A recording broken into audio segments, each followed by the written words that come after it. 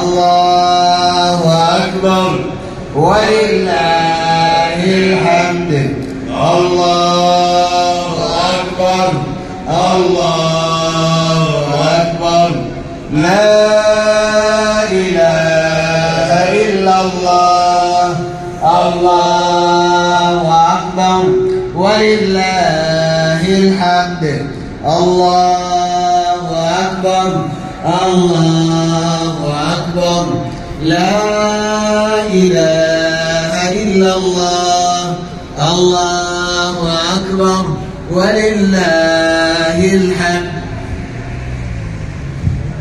السلام عليكم جيبوا بانغلا كل عام وأنتم بخير